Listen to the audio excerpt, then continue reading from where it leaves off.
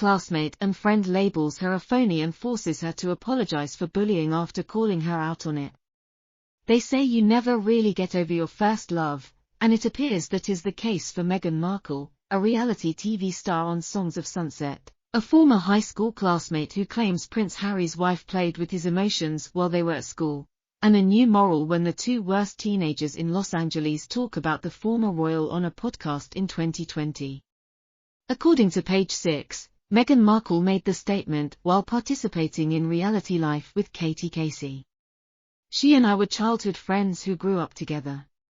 She was 1 year my senior. Nemovan has stressed that Meghan's Southern Italian ancestry was truly revealed to friends during the school event. Meghan was always exceptional and had the drive to excel in the extracurricular activities at her school. At the time, she was intelligent and self-assured. Since it was obvious during her schooling that only a white father would pick her up and leave her off, we didn't question Meghan Markle's joke that she has a Southern Italian mother and a white father. Hey, it was hilarious. The kids knew him as Mr. Markle in the dungarees because he always wore dungarees, and they could tell how much he loved his daughter and how proud he was of her. He just wanted to be there for her and support her in doing what she loved, which was performing for friends. He was working on TV shows doing lighting as well as doing all the lighting for our plays and musicals.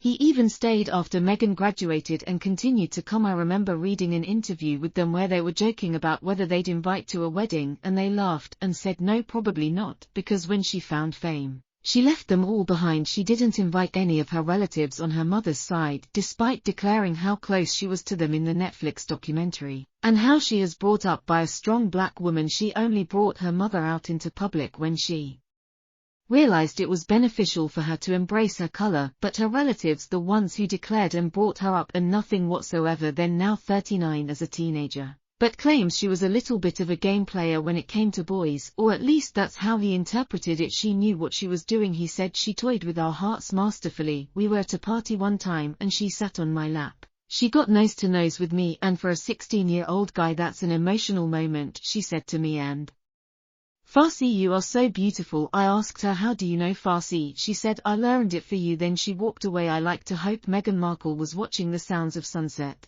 and I like to hope she tells that almost make-out story as authentically as I do. He joked he also used the podcast to defend his and Moral's mutual friend Gabe, who he claims the former Suits star really upset. He seems to think Marco Loss gave an apology. My childhood friend Gabe, who dated Meghan in high school, claims that when their relationship ended, they remained friends for several years before she, in a way, ghosted him, which left him feeling really sad. Please get in touch with Gabriel if you hear this, Meghan, since I had the impression that he genuinely treasured their friendship. Just write that shit because you know who that is. Since the episode aired, she has moved back to his area of the country, so who knows, Marco may have forgotten about advanced claims. Gabe, let's hope, but God is also justice.